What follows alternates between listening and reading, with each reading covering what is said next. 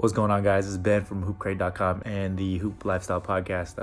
I'm obviously back here at the usual spot. Sorry it took a while to get this podcast out there, but we got some great value in this one. Tons of great information on financial planning and all that good stuff and how that relates to our young athletes, people that want to advance themselves in life, regardless if you're young, old, in the middle, whatever. It's some great value. Hopefully, again, you guys stay tuned to future episodes, and thank you guys for the support. Talk to you guys later. 2020, we here. Peace. So 3, 2, 1. What's going on, guys? This is Ben from the Hoop Lifestyle Podcast. I got Nick here from Bottle Lie Academy, and we got a special guest, Mr. Irv Syamsu. Yes, sir. Yeah, I got that right. Yes, First try, boy. First try. Kind of like your Jen. Thank you. Not lately, but I ain't gonna lie. Not lately. So episode 4, we're gonna be talking a little bit about life and hoop, and kind of how those two things correlate. Irv's gonna help us out with that a little bit. He's gonna introduce himself, introduce his brand, One A Day CEO, his company, his goals, and everything he's trying to do with One A Day CEO, and kind of how that correlates with the basketball community and athletes in general. But so first, I'll let you introduce yourself and just talk a little bit about it, man.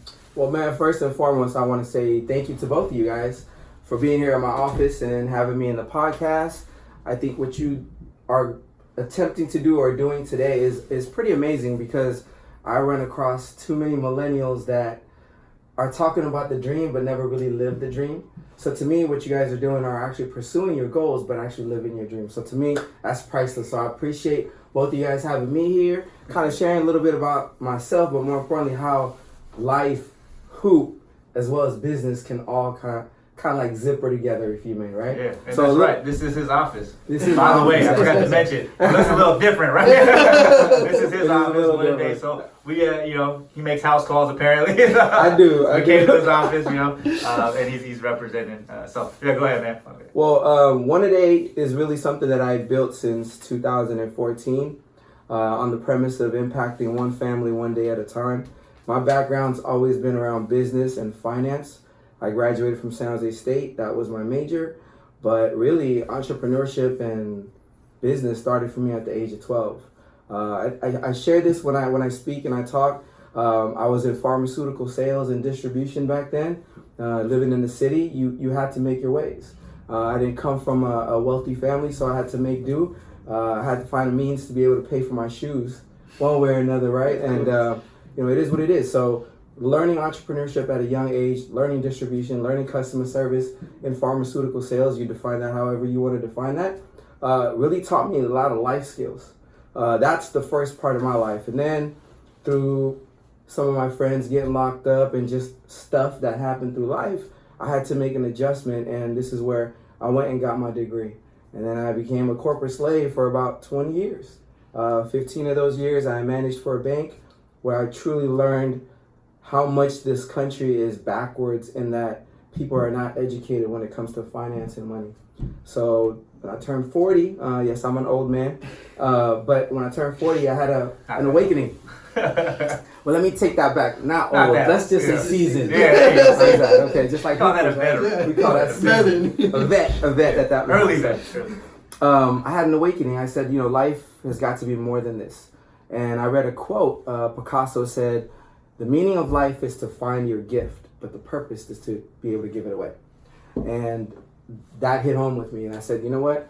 I got to make some changes. And 12-hour days, 6 days a week away from my family, that's not living.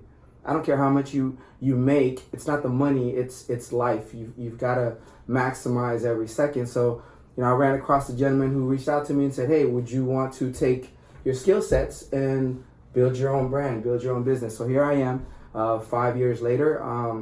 I'm proud to say that we built it from the ground up. It's organic, and it's not about me. It's about helping people. And what I do is financial literacy and planning. And I'm not here to take advantage of people. I'm here to actually literally teach. And that's why these two guys connect with me, because they too got a little bit financially literate recently, and we're moving towards a better future, right? So that's enough about me, man. Basketball wise, everything in business and everything in finance and everything in entrepreneurship is all about ball. I learned at a very young age that how somebody acts on the court is how they're going to act in life and as well as in business. That's true. Dead on. So a little bit about these two guys. Coach here, I mean, talented, knows the game inside and out. But if you watch him play, he's totally a team player. And he makes people around him better, but he's also not ashamed to take criticism. Right? All day long. All day long. So it's a learning lesson. It is always a learning experience, right? And as far as my brother Ben here, what you got to say? skills all over the place. As far as just, I mean, one-on-one player, amazing.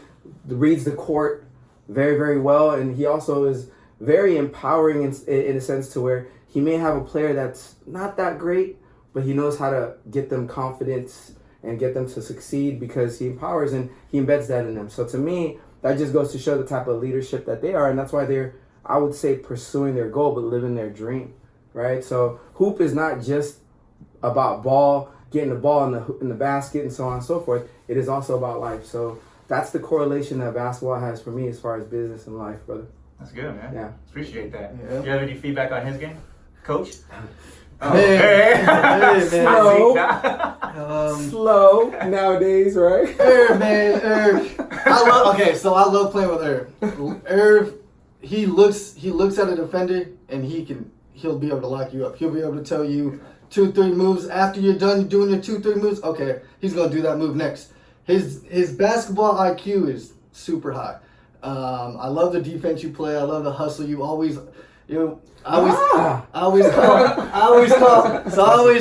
always say, man, I think I talked about it on our last podcast. The number one thing that coaches, whatever, look at in a player, and I'm talking about Irv not as a kid, but as an adult, is that motor, is that hustle. So he's always hustling. He's always everywhere on the floor. He might, like he said, he might be the slowest or might be slow on the court, but he's everywhere. He's grabbing boards, hustling for the ball. That's what you want to see. Even if you're really not that good at basketball, which is not saying that Irv's not good at basketball, but just looking at it from a kid's perspective, even if you're not that good and you're always hustling, coach is gonna see that. They're always gonna see that. But going back to him, defense.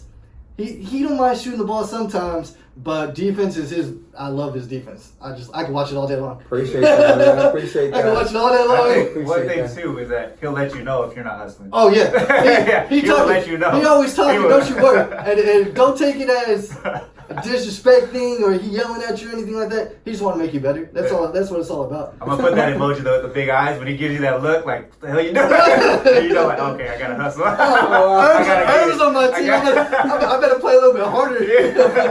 He will let you know. Yes. He'll let you know for Man, sure. appreciate that, guys. Appreciate that. And just to kind of add to that, man, and I think that's why I'm in the perfect place because my idol growing up was Magic Johnson, right? Just so happens his name is Irvin. But I find it really, to me, rewarding when I dime somebody. Mm-hmm.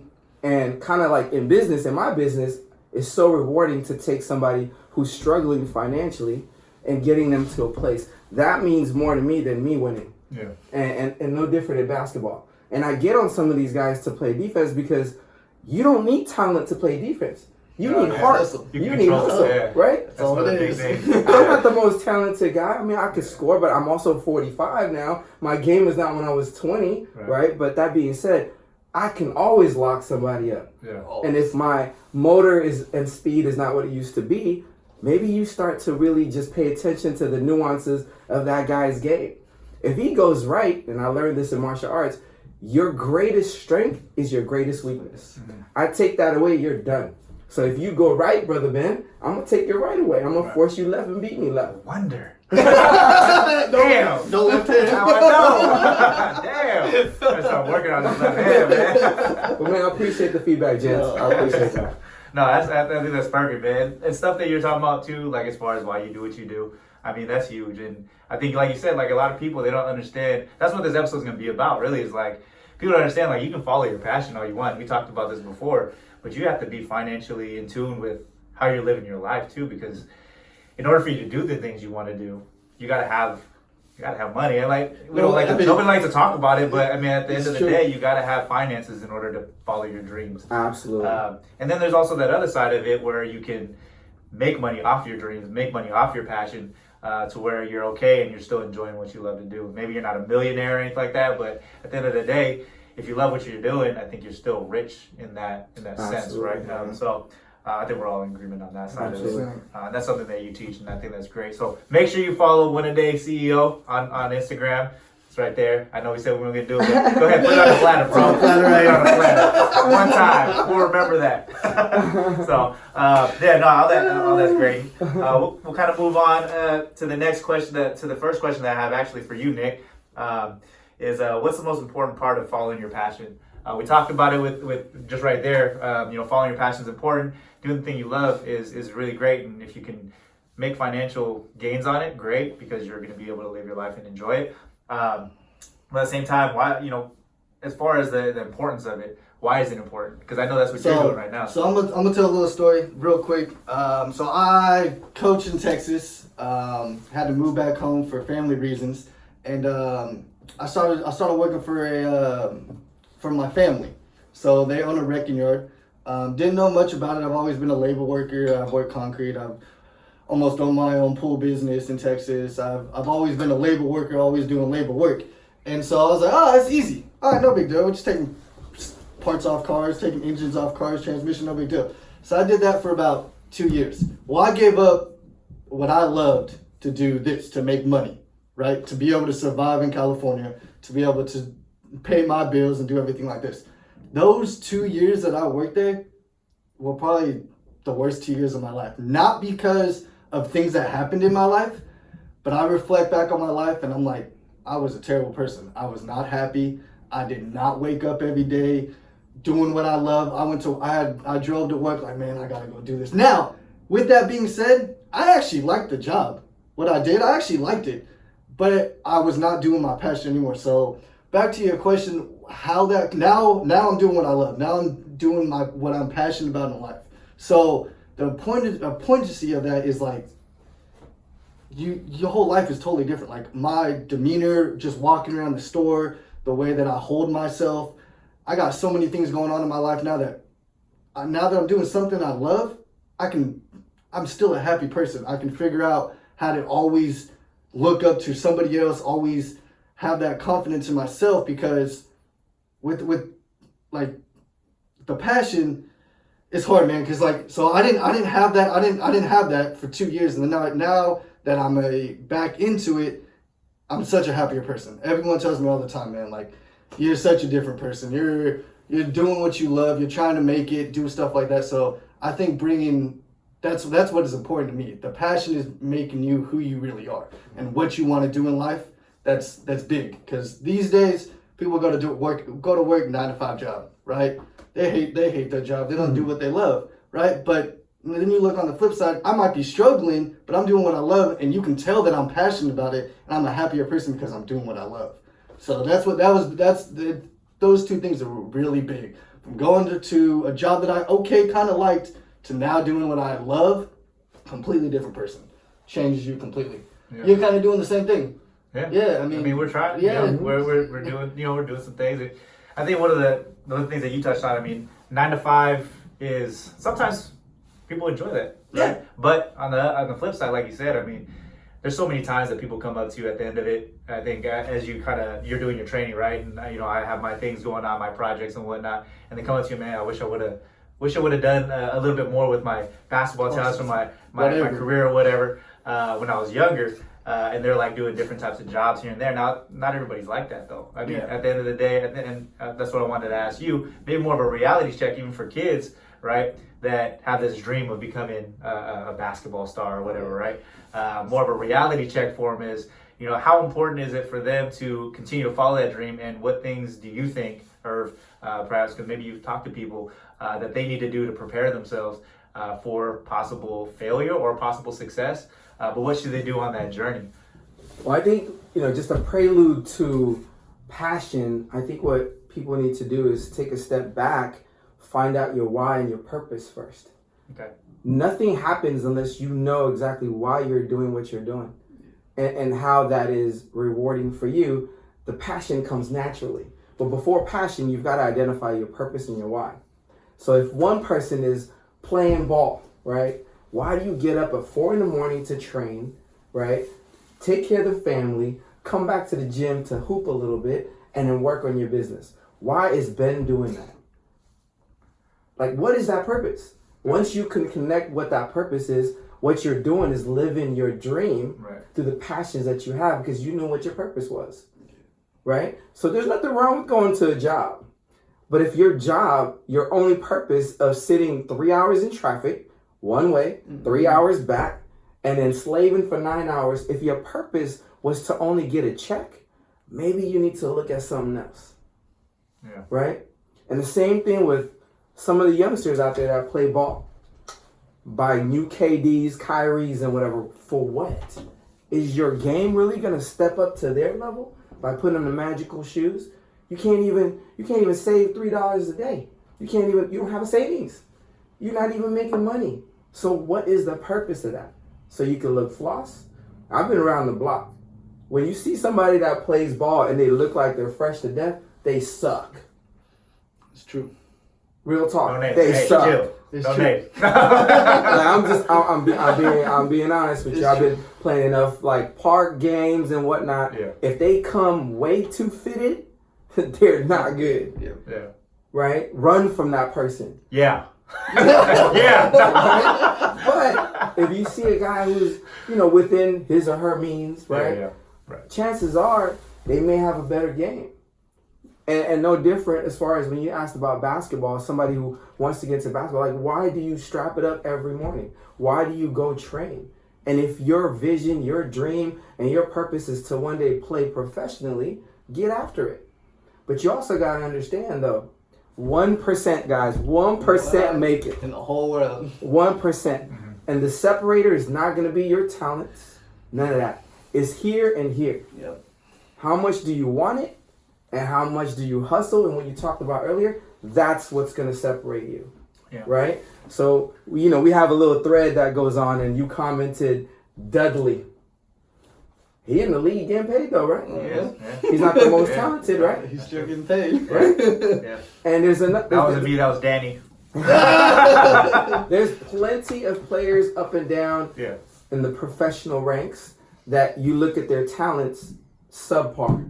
But they do all the other intangible things, being a leader on and off the court, right? They show up, all the things that makes them have what they like to call like that leadership quality, right? Or what I like to call servant leadership. I take my pride in being a servant leader in everything that I do, whether it's business, whether it's basketball. I want to do all the dirty stuff because I don't mind strapping it up. Right. Because I believe there's nobody that I can't lock up. Even at 45. I just got to give me a couple of runs just so I can study them a little bit. I'll lock them up. I'll at least give it a try. Yeah. Right? At least contend them. So, those kids, they need to really understand, like, am I passionate about basketball as much as I am? Or is it just because what everybody else is doing? That's big. Right? You got to find Stop the Joneses, man. Because if you're going to be one of those players that's because of the Joneses, chances are you're going to live your life and you're going to just be in debt just to have a nice ride, just to this. You can't even buy a home. Like, you're going to make those same mistakes because I said earlier, what you do on the court is what you're going to do in life. Yeah.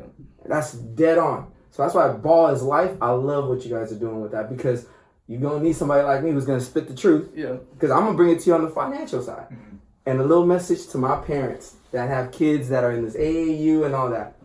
Listen. If you can't save for your kids' college and you know your kid's not going to get a scholarship to go to college, please stop. Stop living vicariously through your kids. That's not it. Plan for them to go to college. Ask them why they're playing basketball and what they want to do with their life and identify their purpose and passion. Chances are they'll find a scholarship in other means instead of you trying to push your dreams onto them. My message, whether you like it or not. I agree with that. I agree with that one. All day long. I told you we was gonna keep it real out here. I sit down with parents all the time. Yeah. They're like, "Oh, my kids does gymnastics, basketball. We pay all this travel." I'm like, "When have you started their college fund?" "Oh, we're hoping that they get a scholarship." Yeah, hope ain't a plan, man. Yeah. You can pray all you want. Hope is not a plan. Failing to plan is planning to fail. And that's a cliche, but I believe it 1,000%. That's true. That's true. And I think one of the things is like people don't talk about that a lot. Like parents, for instance, like the those of us who are parents now, we weren't taught any of that stuff growing up. And I still don't think they're teaching it nowadays to kids how to manage their money growing up, so that they can do the things that they love to do, or they have that preparation just in case it doesn't work out. Absolutely. I think that's, like you said, like starting a college fund. I mean, that's huge, but parents aren't doing it, and it's because they just want to give what their kids. I think we're in a time now where like parents just want to give their kids what their kids want. Mm-hmm. It's almost like I see that a lot now than before. But if you ain't got money and you're spending money on stuff that you can't afford just to give them what they want, so you can get them in an AAU program for I don't even know how much those things cost. Like what, $700-$800, right? I mean, I don't even know. That's a crazy. lot of money, man. It's a lot. Plus the traveling. Yeah, and you're not even talking about food, taking the kids. You know, if you're Mom of the Week or whatever, you gotta bring Fritos and Doritos or something, the games. I mean, stuff like that, snacks and whatnot. I mean, that stuff adds up. It does. It does. And like you said, I mean, people just aren't prepared. And that's why I think it's perfect that we have you on here, because that's a message that's not really getting out there. It's not, man. And I always caution parents all the time. It's like, those kids didn't ask to be born, y'all. Yeah. Y'all did that. Yeah. So when you tell your kids, go to school, get good grades, go to college, great. They do their part. They say, Mom, Dad, I got accepted to UC Santa Cruz or UC Merced. I didn't get a scholarship. They look to you, and then you say, well, go take a loan.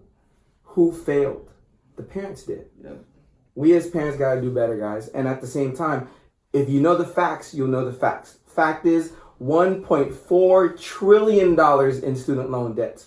Please, let's not have our kids add to it. Please. Especially at the cost of basketball shoes, AAU, and this and that, when you know that's not really your kid's dream. Yeah. Right? That's true, man. My dad did it for the longest time.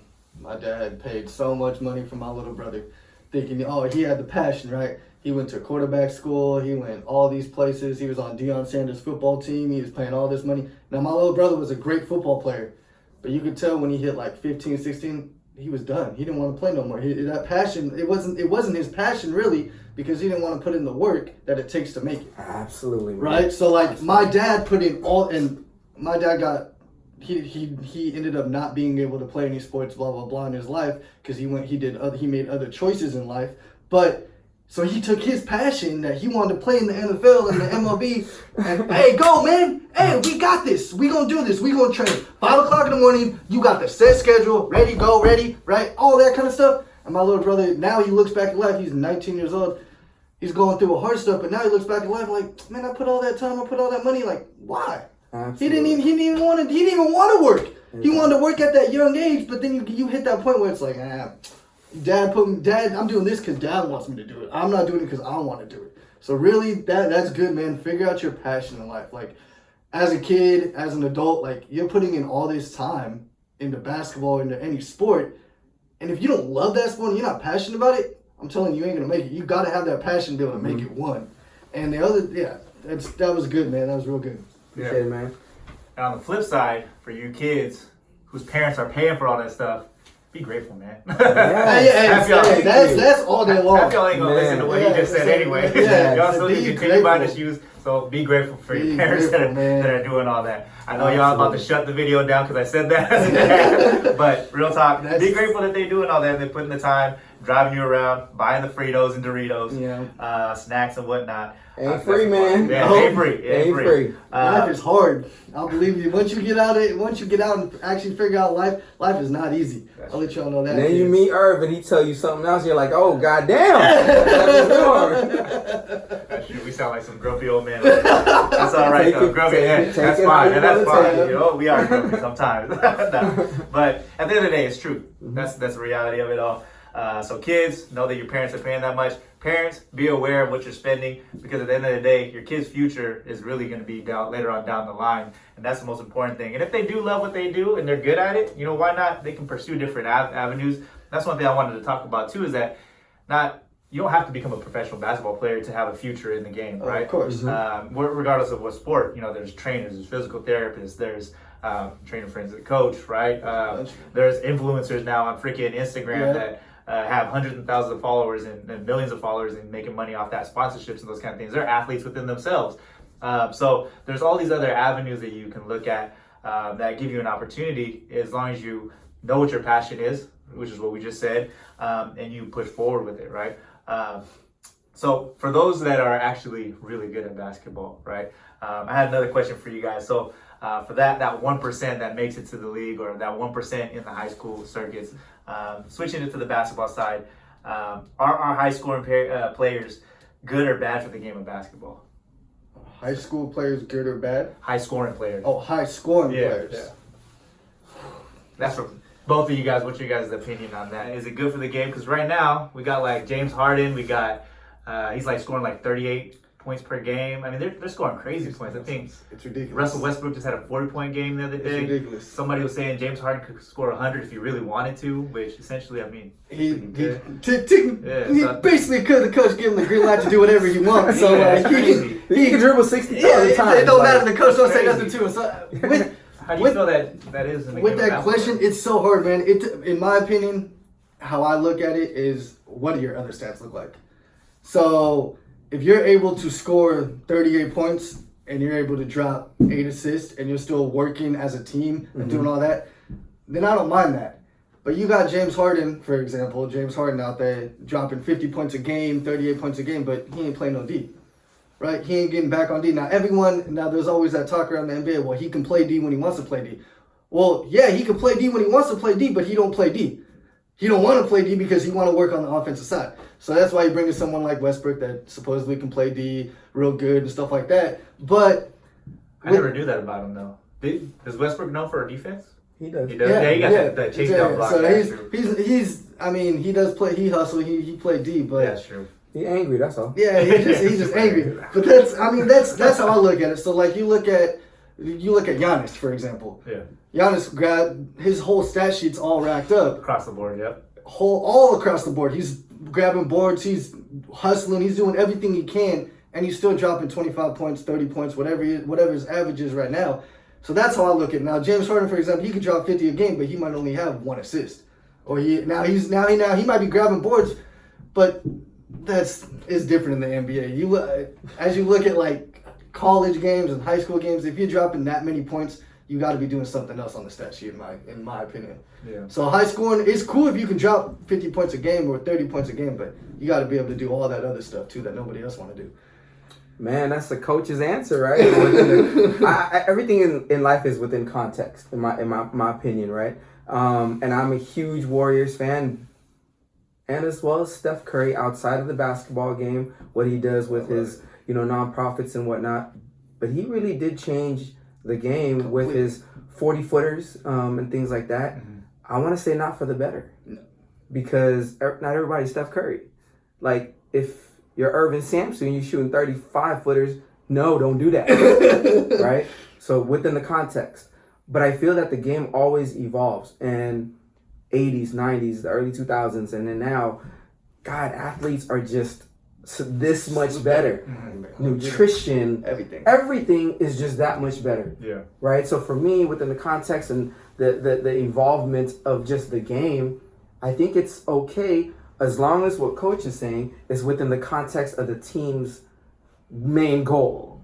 Right? If to me, for one, because I love defense, I think it's not so much that people are scoring more. Ain't nobody playing defense. Of course. Right? It's just lazy. Bad boy defense and San Antonio Spurs defense. And, those days, I like that. Like, get banged up a little bit, you know? But that Too soft. Cue the clips. Yeah, exactly. But that being said, the bad boys. You gotta know that. If you're watching this and you don't know who the bad boys are, go look that up.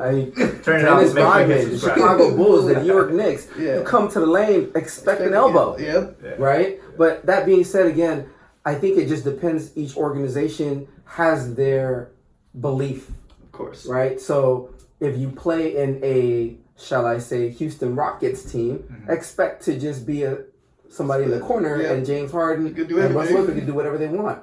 You should know that going in, right? But if you're going to play for pop, Or if you're going to play in Miami Heat, with Spoelstra, or any of the teams that does focus a little bit on defense, expect to play defense. Right. And I think that there's many ways to slice a pie, and I don't believe there's always just one right way, but it's got to be within the context of your team.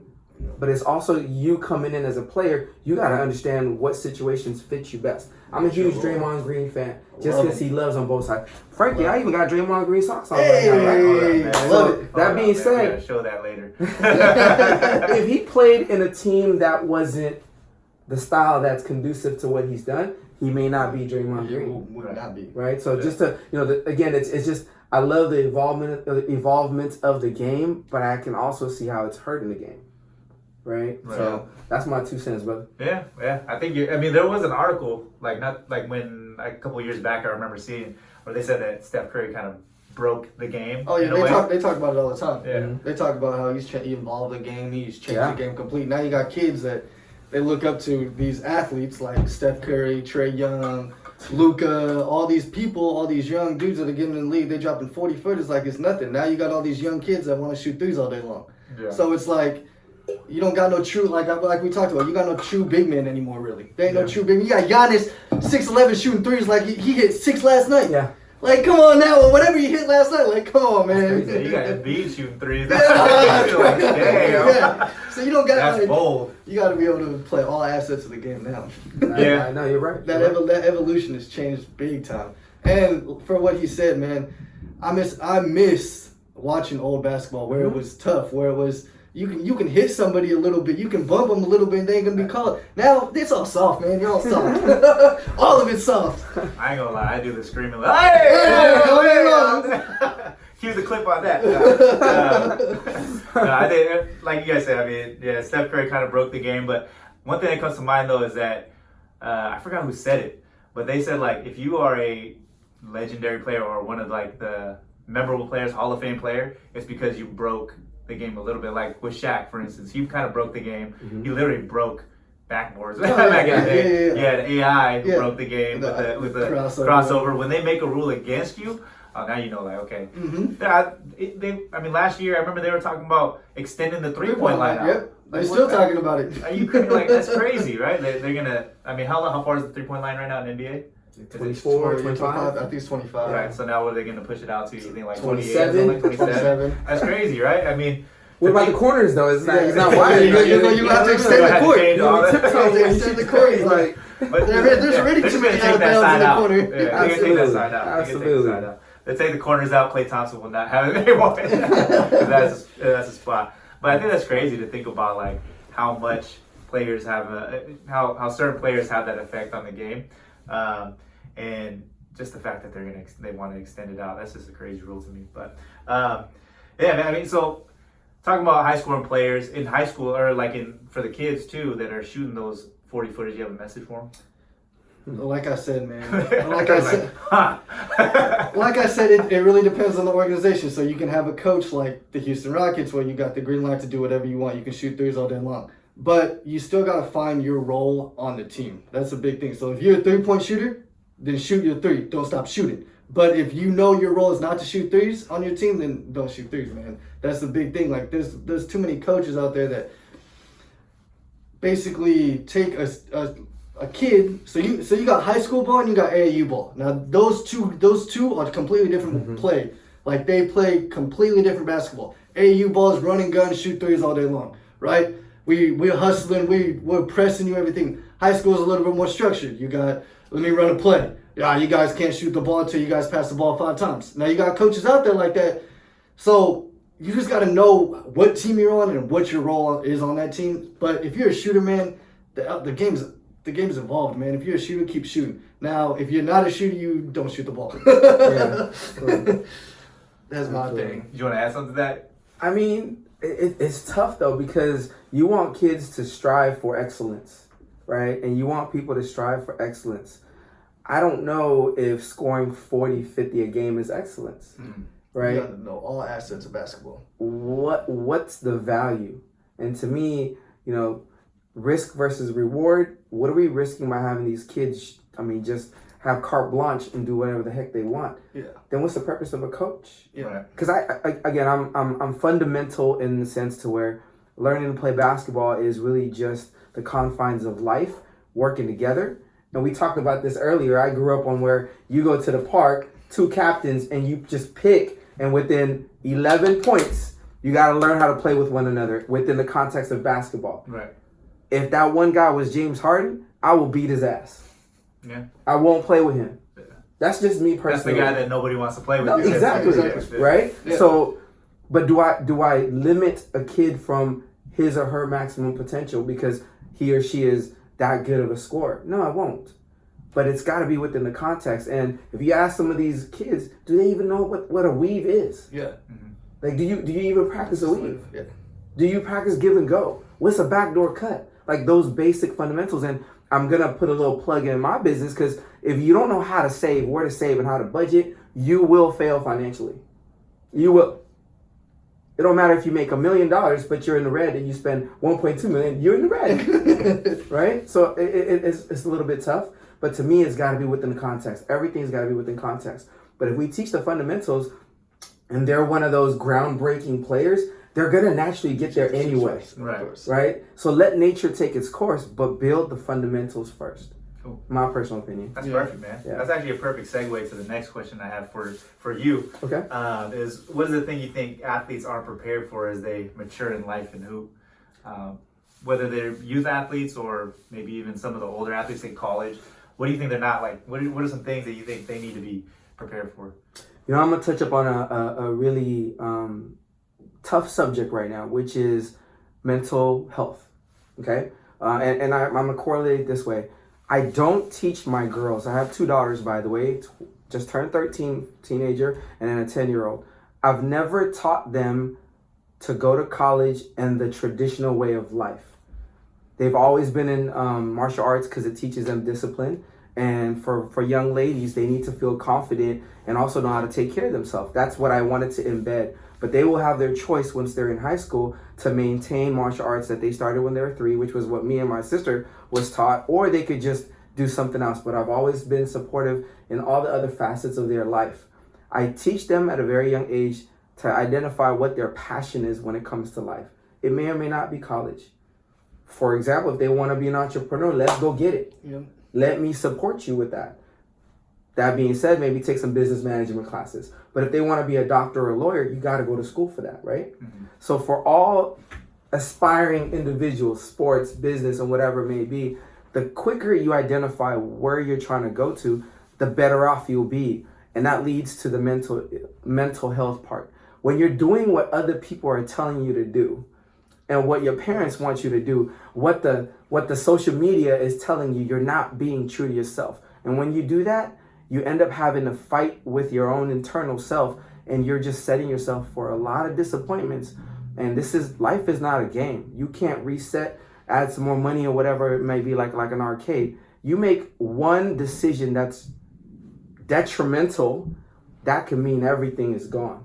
So I think that people today need to understand consequences, and the more you're doing your mental health will be a lot stronger. And if parents and families understand what that's all about, the support system will be a lot stronger, because you knew and you had a conversation of those tough talks that you parents should be having with your kids, so what they really want to do and get out of life. And you know what?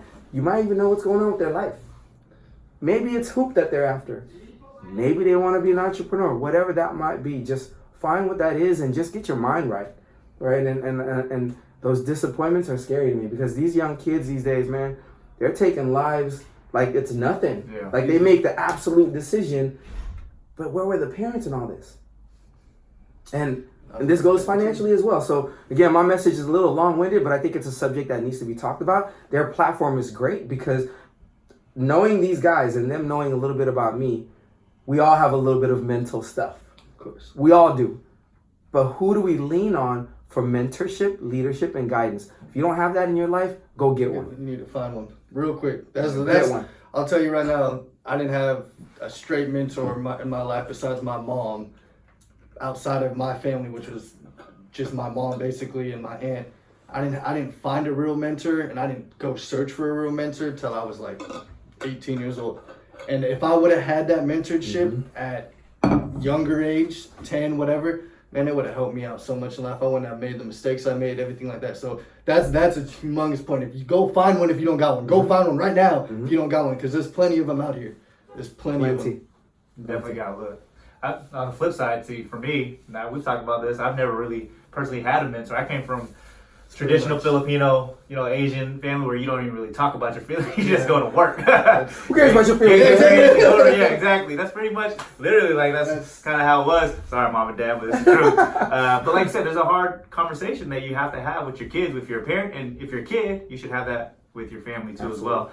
Now remember, you are the kids, but at the same time, you are a human being, and you should talk about stuff. Yeah. Mental health is a big issue, especially in today's world with so much stuff going on, and we're so socially connected that there's a lot of bad things that can happen, and there's a lot of good things that can happen too. But a lot of times, I told my kid this morning, everything's in moderation. When you're on Instagram, when you're on TikTok, when you're on Facebook, and all these different social media outlets, you're constantly bombarded with expectations, who you should be and who you are, and that's why there's like all these different types of we'll talk about it. There's these different types of gender dysphorias and all this kind of stuff. Our identity as people now is just crazy, man. And we're not really talking about basketball now, we're talking about life.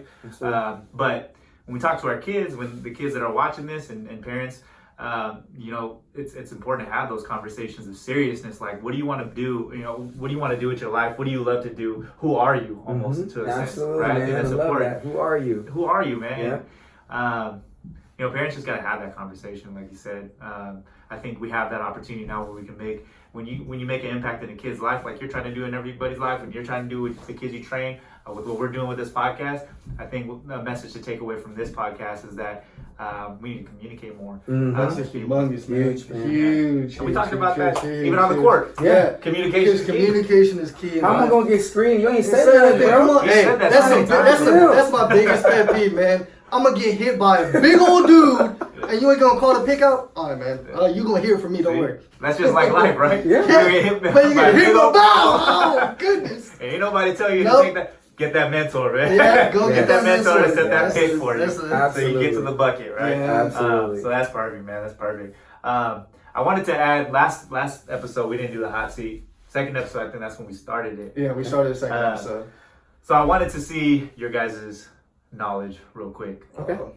So is this pre your time? Because I'm a little older, so. No, so this is current. Okay, current. So we all have all right. But I got the answer. So, all right. You know what I'm saying? I got the answer. All right. I forgot where that's from. It's like, is this above my pay grade, man? Yeah. No, this is it. There's no digital questions. Okay, no digital You're questions. good. You're good. Cool. You're good. This is all about the NBA, right? So we're talking about high scores. Yeah. So I'm actually gonna go from top scorer, top assists, top rebounds, top blocks. I'm gonna ask you guys who you think is currently leading in the league as of today. Okay. All right. So you're gonna give us two people like you did for me, or you're just gonna ask us? I'm just gonna ask you. Okay. Yeah. Who do you think, based on what you've seen? Because you guys watch a little bit. Keep up to date somewhat. I don't know. He's the handicapper, not me. you always on the go. I understand. But let's just go off of names, right? Okay. So we're gonna start with a top scorer because we're talking about high scorer. Who do you guys think the top scorer is currently in the league? James Harden. James Harden. Yeah, it's between him and Giannis. Yeah, top two. That's true. Perfect. Yeah, you guys are right. Are you sure you look up the stats? That's perfect. Yeah. So James Harden's 38.5. Giannis 31.8. So there's a big gap still. Yeah. That's because James Harden. How many attempts though? That's a good question. I'll put that up. Put that on a percentage. How many attempts? Percentage, right? Exactly. What's your percentage? Yeah, we gotta talk about the rest of the stats. All right. No, and actually, I saw across the board, Giannis, like you said, you're on point with that. Giannis across the board had top stats. Hands down. Yeah, overall. And who else has he got on this team? That's true. That's a good point. Middleton. Yeah. And you got what's his name is injured right now. What's his name? Point guard. Bledsoe. Bledsoe's injured. I mean, he's in. Yeah, and then you got the dude. Oh my goodness, the dude that shoots threes all day long. He was hitting threes all night last night. Oh, Korver. No, the other one, light skinned dude. Why can't I think? Older dude. He was hitting threes all night long. But yeah, those are mediocre dudes. Those aren't dudes that are superstars. Like you got James Harden and Westbrook on the same. So you got AD and LeBron. Giannis doing it by himself. Yeah. If you think about it, like cut the court in thirds, right? If you give the lane and everybody spreads and Giannis got the point, you would not get a team. You ain't stopping that guy. You're not. No. He's like one step and he's already going to run. He's ready for that. It's crazy how he works around the rim. His finesse is ridiculous. Crazy, man. Like he be doing those old school finger rolls, like it's. And just to see how big he got from when he started in the league to now, like his progression of how much muscle he put on, I'm like, dude, this dude looks like a straight monster now. Yeah, he's a hard worker, man. I will say one thing about Giannis though. He needs to learn the leadership a little bit because I remember last year when he lost in the playoffs, he left his boy hanging. He got up off the seat when asked the question. Middleton was left there and he bounced. Yeah. For all you guys that's out there, don't be a little girl, okay? Win with integrity, but also lose with some class. And if you're going to be a leader, you got to take both. And to me, I think that's one thing that he's got to build upon because he is that dude. Yeah. He could take this NBA to the next level and globally. Yeah. I think that's huge. And he's young too. He is. And he's got to learn that. I think that's what everybody goes through. I think Steph went through it a little bit too himself. Yeah, exactly. So I mean, when you're at that level and you're at that age, so to mix those two up, it's tough. I mean, there's not a lot of NBA players that have gotten into the league at that age and became leaders. Kobe Bryant was one of them, though. He came in and he was young, but he was ready for that mantle of leader. LeBron as well too. I mean, just that natural mentality. Like, the way he goes. Somebody needs to check his birth records. I think he's about 4 years old. That's why he put that tattoo so he throw people off. Yeah. Sure, Bron. So the next one is top assists. Who do you think is top in assists? I'm gonna say my man Bron. He's up there. Bron's for sure up there. Y'all are good, man. And I gotta give my man Bron a little bit of love. This year is the first time that I've seen a little bit of the leadership come out. I think the year off from the playoffs humbled him a little bit, right? And man, good luck, Bron. And I love everything that you do outside of basketball with the give back you do with the community, with the schools and all that. That's what I enjoy watching players or individuals in whatever platform get to where they get to. How do you pay back? How do you pay forward? That's how I judge people, not just what they do on the court, but just thumbs up, man. That's a big message for the kids too, I think. Absolutely. That we don't actually give out there too. The parents even don't give out. Because if you're following your passion, give back a little bit too to your community. No matter if you're 12 years old. Don't matter. 25, however, 5. Talk to your parents. How can I give back to the community? Because it's going to help lift you up, right? I mean, volunteer your time, or if you can't give money or any of that, volunteer your time. Because to me, time is the most important commodity, right? But it's just, people get flack for chasing after the money. I'm like, well, as long as you know what you're gonna do impact-wise after you make the money, it's all good. Who cares what people say? They just hating anyway. Yeah. There's always gonna be haters. Whenever you give back, it's a learning process. Absolutely. So I think that's it. That's huge. But yeah, man, you guys are on point, man. All right. That was right. That was right. You guys are right. Oh, yeah, cool. LeBron James 10.7, Ricky Rubio 9.5. Okay. Ricky Rubio, he don't do nothing else. He's a true point guard. Yeah, straight up. So he's solid. He's the one true point guard in the league. No shade to you, Ricky. So yeah, you guys are on point for that. So 2 out of 2. Top rebounds. Who we got? Ooh, that was kind of tough. I knew y'all was gonna get that y'all don't even pay attention to those rebounders, That's a rough one. I'm gonna take a shot in the dark. My man from Brooklyn Nets, Allen. Okay. I'm gonna take a shot in the dark. Him or Lopez, one of those two. Yeah, I'm gonna say Lopez or AD. We got Andre Drummond. Oh, wow. Good job, bro. Oh yeah, okay. 16.7. 16.7. Damn. All right, man. That's a lot of boards. Yeah. He don't get no love. Like he's really underrated. Like, he used to, but now he's kind of fell off the radar. So when I pulled that up, top rebound, Andre Drummond, I'm like, damn, for real. 16, that's man. Crazy. Yeah. Notables, Clint Capella with 14.5, so not too far behind. Clint Capella. Well, I mean, all those clanks. I mean, shoot, right? I got you, Harden. I got you. I got you. All you gotta stay is like 12 feet out. Boom. Fact, yeah, I didn't even think about that. That's a good point. Top blocks, who we got? Ooh. Oh, man. How about AD? AD, okay. Yeah. I'm going to say LeBron. LeBron? AD? AD's the one? AD with 2.6. 2.6? He's actually tied with Jonathan Isaac. Oh, from Orlando. Wow. You know what? I think AD has a shot at defensive player of the year. I agree with that one. Yeah. If he locks that down, I believe they might have a shot of beating the Clippers. Oh yeah. Yeah, absolutely, man. I mean, AD is crazy, dude. You ain't gonna see the Clippers play until March, though. That's when they're gonna really start playing. They're on that low management. I gotta plug my Warriors real quick. So for the Warriors to have an 8-year run, the way that they did, right? Let me hit that. I'm gonna hold off on my comment. I just had to hit it close. So all right, go for it. For the Warriors to have their 8-year run is amazing because injuries was not a big deal, right? So exactly, somehow they made that work. So we shall see if the Lakers or the Clippers can last the whole year, because that's a lot of games, a lot of minutes, and then come the playoffs. Like, it's no feat. Once all said and done, the Warriors should be proud of what they built, because it was from the ground up and through the draft. Yep. They added pieces, KD and all the other ones, but like everything was really built from the ground up. So kudos to the Warriors. Yeah. And they still doing it. They're still doing it. Look at. We got Pascal, 34 people drafted in front of him. This is perfect for them to get rest right now. Exactly. I love it. Yes. Like I said, they probably do that. Like, wait, if I was Steph, and even if I was Clay, I'd be like, I think I'm gonna take this year off. You know what I'm saying? Just go ahead and chill this year. Let's see what we can do next year. But I mean, here's the thing, though, right? All those Laker fans, they're saying that they're making fun of the Warriors. Last year, you guys were saying that we didn't need, or like that we're spoiled because we had Durant, all these people right there, supposedly like Clay, Steph, which you just said, they were built up. Mm-hmm. Like that team was built up. Now look at you guys. They only got Kuzma. Yeah. that was drafted was only Kuzma on that team. Now who y'all got? Right? Yeah. 3 of the players there came from the Warriors. Yeah. How about that? I love watching the Warriors. Basically, y'all was our fans. I love watching the Warriors. They're still like, as I'm watching I watch every game of the Warriors right now this year. Almost every game. I've maybe missed 2. They're the Warriors, man. They're the old school Warriors. We're scrappy, man. We're still in the game. 3 minutes in the game, we just can't close. We got nobody's closing. No closers. But it's okay. It's okay. Yeah. We're still in almost every single game. 5 minutes left in the game, 3 minutes left in the game, then we start to fall out. Yeah. But man, we're back to we believe team. We're trying to scrap out wins. Always hustling, man. I love it. I love watching. I love watching this new generation come up. Watch when Steph and everybody come back.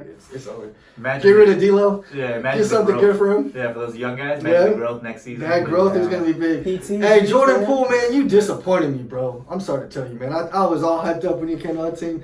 I understand you're 20 years old and you got a lot put on your shoulders. You were not expecting that coming to our team. Like, hey, I'm gonna try to be a star now. But man, you gotta be better, man. You gotta take better shots. Your defense isn't bad though, but your shot selection is trash. Ouch. Damn, bro. Keeping it real. I told you this episode. Keeping it real out here.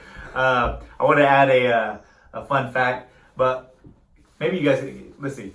Can you guys name who has the most blocks in NBA history? Wilt. Yeah. Wilt. No, I take that back. Bill Russell. Bill Russell. No, Wilt. Elmore Smith used to play for the Lakers. He had 17 blocks in one game. Damn. What are you, like 9'6"? 7 feet tall. Okay. 7 feet tall. Yeah. This is back in 1970. I'm just saying, if I was 7 foot tall, I'd have like 10. Yeah, easy. Much I love defense. Better have some, yeah. So that's pretty much that, man. We're going to wrap it up. Again, appreciate you, Irv, for coming in. Man. I wanted to actually give you a final message. You have a final message for the people out there, the kids, the adults, and whatnot, who want to pursue their dreams in basketball and in life? Man, I think my final message would be just like I said earlier, define your why as quickly as possible. And once you find your why and purpose, your passion will fall right behind that. But the biggest piece is I think most people today, we have that whole understanding of YOLO, you only live once, right? But there's also you only die once. So sense of urgency and just everyone around us, whether it's in sports, life, business, I feel like we're lacking as a society as far as sense of urgency. And for me, my sense of urgency, because I'm driven by the betterment of my family, the betterment of others that I want to make sure I impact, my sense of urgency is that heightened. So whatever your sense of urgency level is right now, I need you to level up. That's my last message, man. Appreciate it, man. Anything, Nick? No, I think we're good, man. Good? Yeah. All right. Sure. Yeah. All right. Cool, man. Well, that's that. appreciate you guys, man. Always. Continue to live your dreams, bro. Continue. Good episode, Nick. Ball Don't Lie Academy all day. One a day CEO. Yes, sir. Right? Well, 1_A_day_CEO.